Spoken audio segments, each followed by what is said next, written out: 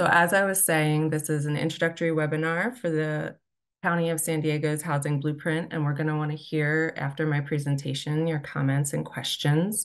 There's a couple ways that you'll be able to share information. For those on desktop and smartphone, throughout the presentation, you would be able to post questions or comments in the Zoom Q&A function, and we will answer them at the end of the presentation. You can find the Q&A box that opens up a window. And then on a smartphone, you will click the three dots and then Q&A. Another way to submit comments and questions is through audio. To indicate you'd like to speak over audio during the Q&A portion, please click the raise hand button. On a smartphone, you would find this again after clicking the three dots.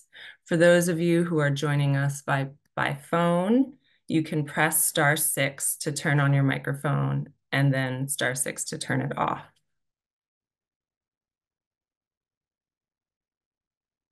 So we can get started. Thank you again for taking the time and for your patience to join us and learn more about this process and the County of San Diego's Housing Blueprint. My name is Amanda Wagner, and I'm a Senior Associate at LaSalle Support Services.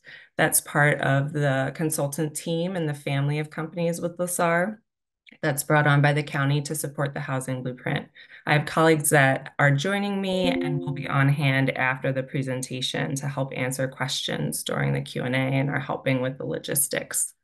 Before we do anything else, we just want to hear a little more about each of you. We have a quick poll that's going to pop up. You should see it on your screen. It's 2 questions. It's just, are you familiar with the Housing Blueprint? Have you heard of it before? It's fine if you have not. And then where in the county are you joining from? So I'm going to give people a couple seconds to answer that. Half a minute.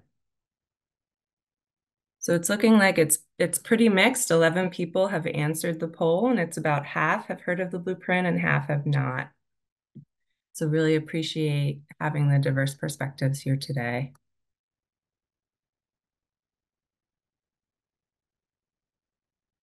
All right, so I'm going to close the poll just to give us a sense of who's here. Appreciate it again. So to give you some brief background about the blueprint, the county is committed to curbing the housing affordability crisis, and to help in this effort, they wanted to create a roadmap or blueprint to help guide their ongoing response.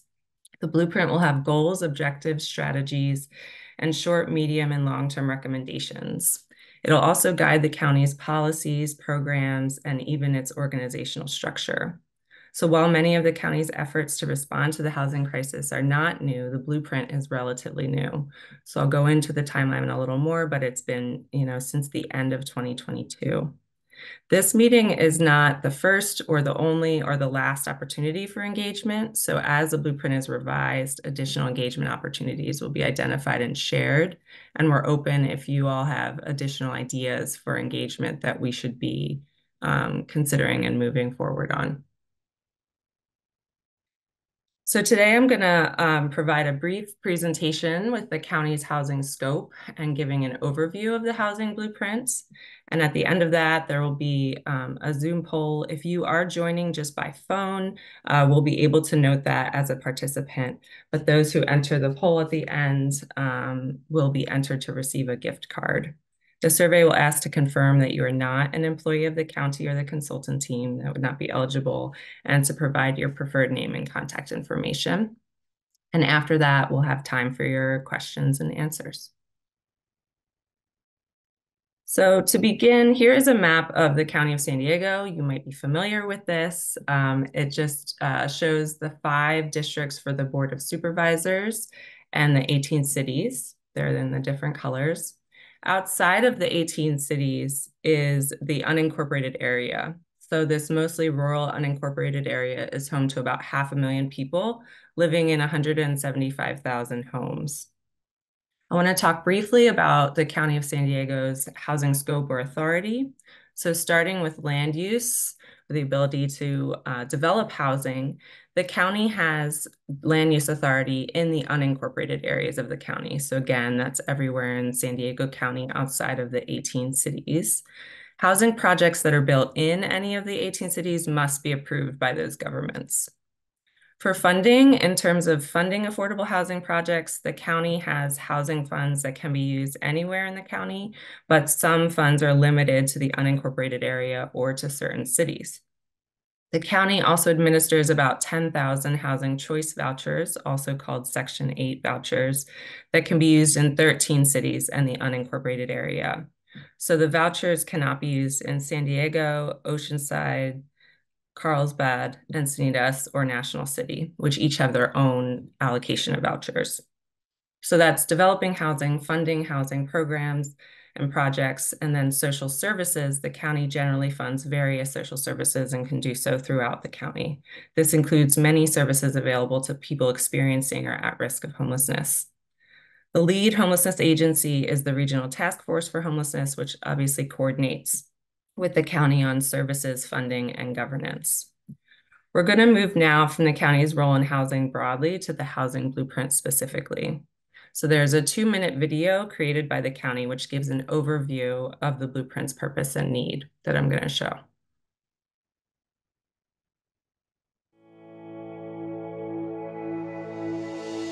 The County of San Diego is committed to curbing the housing affordability crisis, and we need your input to develop a blueprint for solutions. For decades, home building has not kept pace with our growing population and demand for housing at nearly all income levels. This has caused housing costs to skyrocket in the county. Close to 20% of San Diegans are spending over 50% of their income on housing, contributing to rising levels of displacements, overcrowding, and homelessness, especially for vulnerable populations like seniors. The county is committed to solutions. Since 2019, the Board of Supervisors has established multiple initiatives to stimulate housing production and improve access to homes for the most vulnerable. From new land use policies for the unincorporated county to new housing development and resource programs throughout the region, the county is dedicating resources and leveraging funding to get people housed, and to ensure that new housing is created in places where residents can thrive and impacts to the environment are reduced. While many of the board's directives have been completed, others are in progress and subject to changes in policy, priorities, and regulatory requirements. Moving forward, we need a guiding tool to help maximize resources, balance priorities, and direct efforts. As a first step, the board approved an initial draft housing blueprint in December of 2022. The draft blueprint lays out the goals, objectives, and strategies to meet housing needs with a focus on our core values: integrity, belonging, excellence, access, sustainability, and equity. It reflects prior community input, specific regional priorities, direction from the Board of Supervisors, as well as state mandates.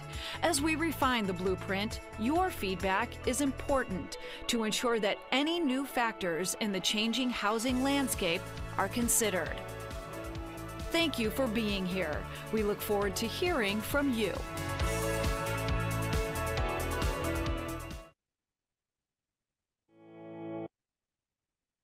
So as the video explained, the housing affordability crisis we recognize is contributing to rising levels of displacement, overcrowding, and homelessness, especially for vulnerable populations.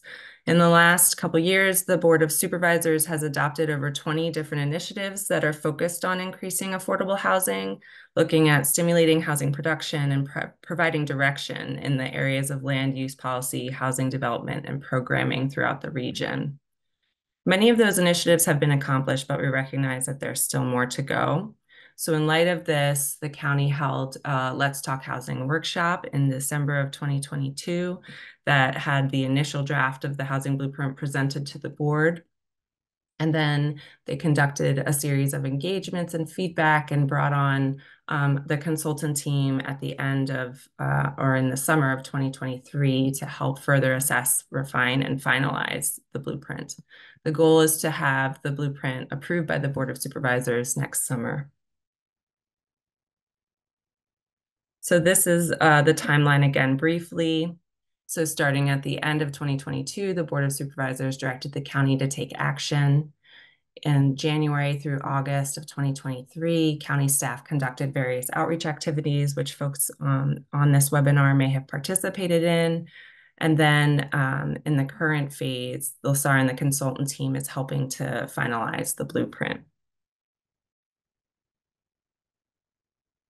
So this is an image of the 2-page draft housing blueprint. I'm not expecting folks to be able to read this. It's just we wanted to give a sense of what that draft looked like and what was included in it. So as I mentioned, there are 5 overarching goals for the draft blueprint, and then there are various objectives. And this was the draft that people created feedback on and that we're building off of for this next phase. These 5 goals are also known as the 5 Ps of housing, and they were adopted from SANDAG. I'm going to read them for you briefly. 1 is produce housing for all. 2 is promote equity, inclusion, and sustainability. 3, preserve vulnerable housing. 4, prevent displacement. And 5, protect tenants. As I mentioned, there's also 8 objectives. We're not going to go into detail for all of the objectives, but I just wanted to give you a sample of how, the goals feed into the objectives. So this is 4 of the 8, and they were informed by direction from the board, from state mandates, and from community input that was received across the county's housing efforts. Those 8 objectives could really be summarized in these topics or themes. So looking at housing goals that are set by mandates and regional priorities, ensuring housing is built in a sustainable way, looking at the factors of where you locate housing regarding greenhouse gas or other amenities, and then thinking about funding sources and partnerships. The community feedback that was already received through some of the spring activities was around a couple different topics. So it covered what was missing from the goals and objectives, what are opportunities and barriers to implementing them, and what are areas that might need more information or clarity. So there's full detail of all of those themes in the community feedback findings report that's on the Engage San Diego website, but I'm just gonna briefly give you a sampling of some of that feedback. So for missing goals, feedback included themes around landlord and tenant rights, more specific population representation and engagement, barriers and regulation around affordable housing, and considerations for locating housing, displacement, and housing assistance.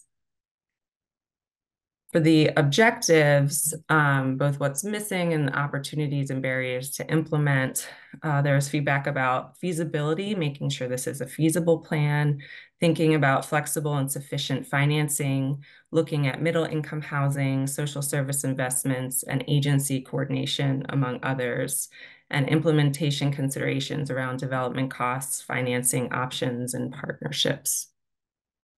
As I mentioned, there is also interest in more clarity and information about a variety of topics, including helping understand county housing programs and policies, how that interacts with the state, and recognizing that these are complex programs and language, and interest in making sure that we're having clear and ongoing communication. So again, we are in this phase after LaSar has been brought on in August and September. And from then till now, we've really been doing a deep assessment informed by that feedback and by the work that's already been happening to date. So that consultant scope was really, informed by that, including how do we gather more information about county policies and programs, thinking about feasibility and implementation, and having diverse representation.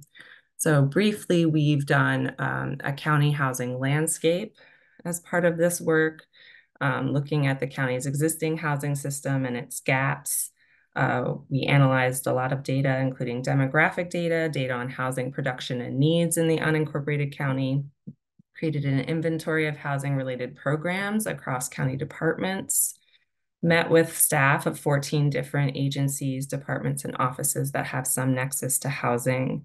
That really helped us understand sort of the existing landscape of housing-related work. And then ground truth information, as we're also going to be doing over the coming months to make sure that we're getting people's unique perspectives. So all of the above will be used for further input in the coming year. So the upcoming engagement opportunities I mentioned are going to be providing more specific detail and asking for feedback on pieces coming out of this. So the engagement that's planned and that's already been happening, this is my last slide, is, the Engage San Diego website has been up and will continue to be a source of information for key dates, key documents, notifications about upcoming events. We're also going to be doing a survey and having pop-ups and forums in January, February, and March. So there'll both be stakeholder conversations and then geographic conversations, so regional forums, to get a sense of how things are different or the same across the county. The report listed here for April is the community engagement report, so we'll be sharing all of our findings there. But again, the final blueprint, the goal is to have that in front of the board next summer. So that's the end of our prepared presentation. I'm going to launch one more poll for as I mentioned, the opportunity drawing. So that should pop up on your screen. And again, I'm going to give folks a couple minutes to fill that out. It has 3 questions. Are you an employee of the county or the consultant team? If you are, you will not be eligible for the drawing. Share your preferred name. That's question number 2. And number 3 is your email or phone number to be contacted if your name is drawn. So I'm just going to leave that up for a second. Great. So with that, I'm going to end the poll. I'll give you one more second as I'm stopping my screen share. And again, people participating by phone, we will have your information. I'm going to end the poll now, and I'm going to open it up for Q&A. You can, again, enter information into the Q&A box or hit the 3 panels and enter your question or comment. You can also raise your hand and do it through audio. Star 9 if you are joining by phone to raise your hand. Do we have any questions? Seeing some come in.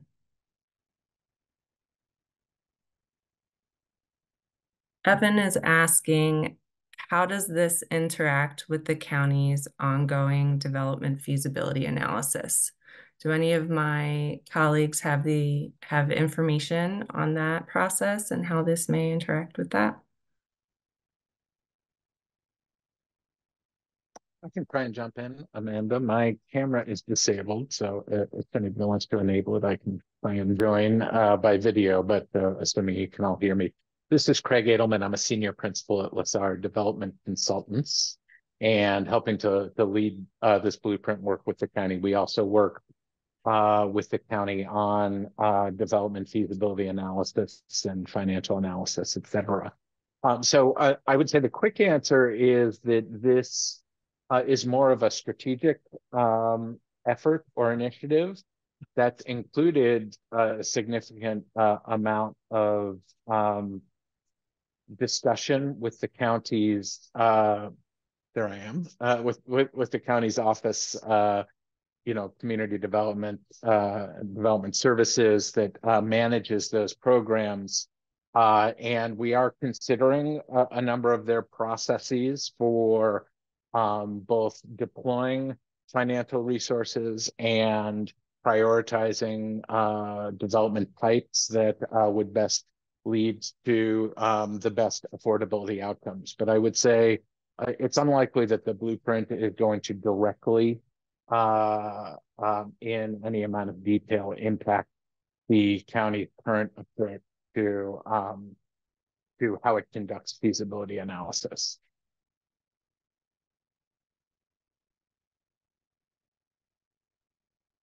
Thanks, Craig. Hopefully that answered your question, but let us know if you have a follow-up to that, Evan. A question from Tracy is, what are the funding sources that you can announce for the production of moderate income housing? Not sure if we would have that information, but Craig, is that also something? Sure, we have no funding source. There's nothing new to announce right now. This is, an effort in process. What I can say is that part of the scope for the blueprint itself is the creation of housing affordable finance working group that will be constituted in the first quarter of next year. And that finance working group is specifically focused on home ownership and moderate income opportunities, and will include a number of financial stakeholders in that discussion to be thinking about ways that we can create or stimulate or improve current tools in that space. But we don't have anything specific to announce yet. Most of that conversation has yet to occur, and there, certainly are no new sources for us to announce at this time. Thanks. Chanel is asking, does the county have any plans to approve movable tiny homes on wheels anytime soon? I would say none that I'm aware of. Okay. Sean is asking, has this effort considered the pending inclusionary housing ordinance?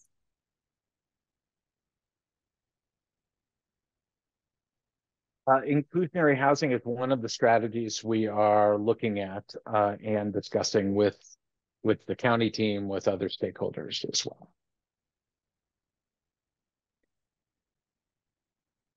And there was a follow-up, follow-up regarding that. Does this analysis include any of the same underlying economic assumptions used by ACOM? That I don't know. Yeah, I'm not as familiar either. Does anyone else want to speak to any of those? Thank you, Craig, for answering these so far. Does any other people have any additional information on that? Okay. Jesse is asking, does the blueprint take into account the aging roadmap that has been developed?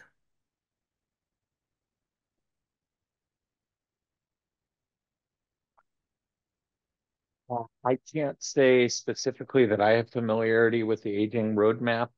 I am assuming that's the name of the document and not a descriptor of a roadmap. And what I will say is that, again, to reiterate, we've done a I would say, very extensive amount of interviews and communications across a pretty broad range of county departments and agencies that touch housing. And so I can't speak specifically to the aging roadmap and whether that has come up in some of those conversations.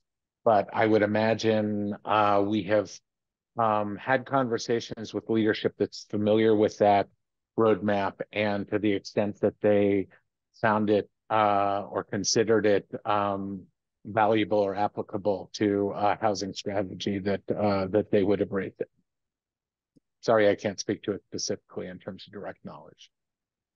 Yeah, and if you want to share any other information, or if people have any additional thoughts after this, I'll also share my email in the chat, and it's Amanda@LeSarSupport, LESARSUPPORT.co.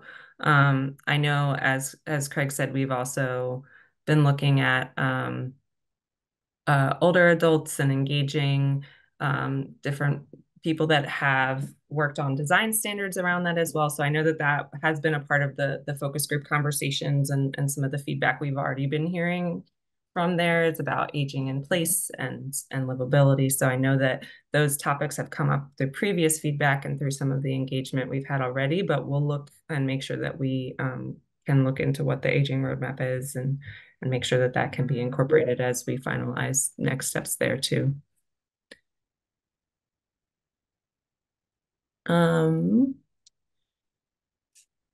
Evan is asking, is the 6,700 unit number, which was one of the sample objectives that was shown on the screen, is that 6,700 unit number the full RENA need for the unincorporated area by 2029? I'm not sure if anyone has those details on hand. And if not, we will also be posting, questions and answers on the website and sharing with everyone who participated to make sure that we can provide some follow-up information as well if we don't have it today. Do we know if Sure, and I can't speak to that specifically, but this is, our work is not hugely focused on RENA specifics. And I would just say, in response to that question, I would check the housing element, which is, a separate document that was completed by the county already previously. And I think, as I mentioned, the blueprint will be a combination of what's mandated and then what are the priorities and possibilities. So I think that would definitely be taken into account, what's required. Someone is asking, when will the housing landscape be available for public distribution? I'm assuming you mean the housing blueprint.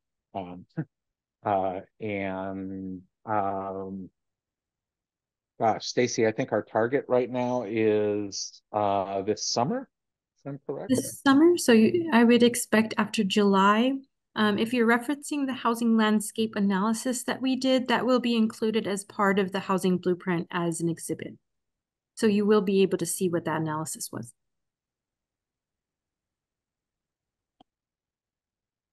So I'm just making sure I'm noting where we've answered live questions in the Q&A.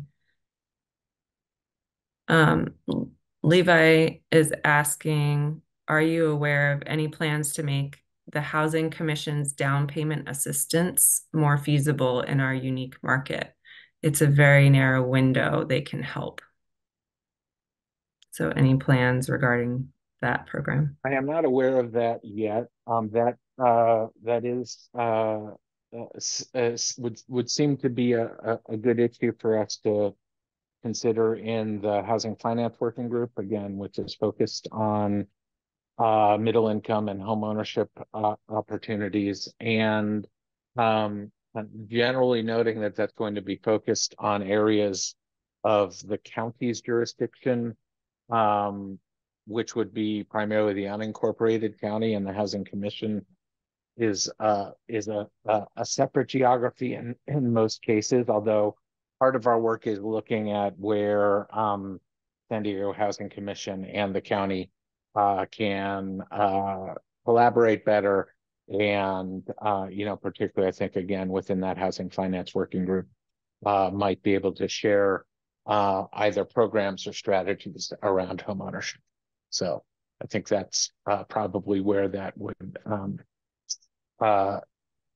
gain some traction.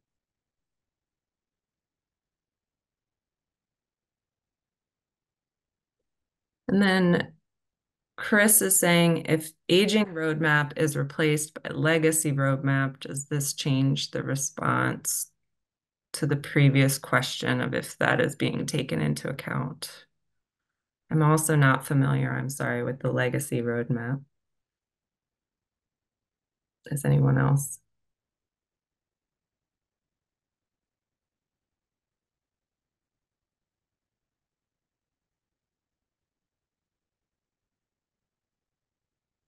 Again, if you want to share information with us regarding that document, please do so, because we'll want to make sure that we know about it. I'm looking to see, there's a few. I can quickly respond to Sean's inclusionary housing question there. And Sean, I think it's a fair point. Certainly we're aware of that sensitivity around feasibility. We actually just had a meeting with the county yesterday on a tool we're looking at employing within the county, created by the Turner Center, that would help measure those kinds of cost and feasibility impacts of policy. So, you know, without getting too specifically into dollars per square foot, you know, et cetera, and we're aware of those, you know, those kinds of concerns and balances.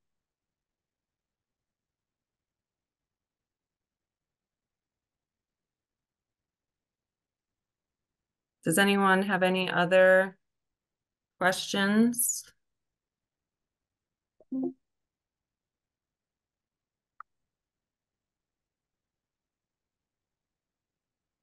Levi has a comment. I think it might be about the down payment program. Please correct me if I'm wrong, Levi. There are program managers in homeless services who can qualify but still need financial assistance.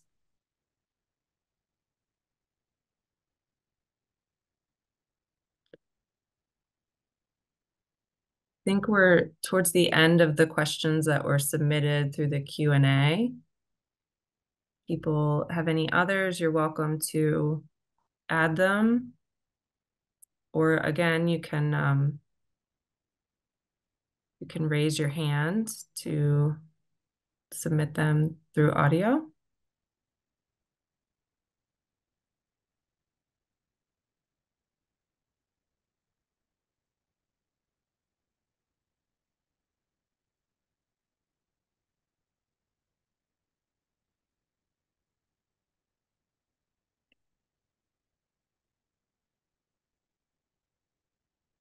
Okay.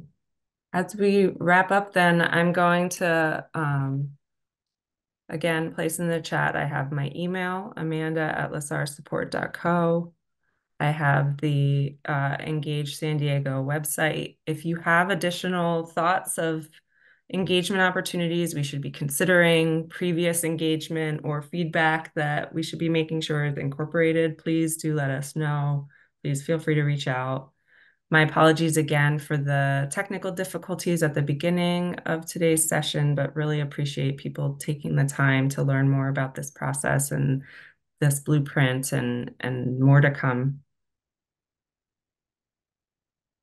All right. Thanks, everybody. Have a great rest of the day. Thank you, everyone.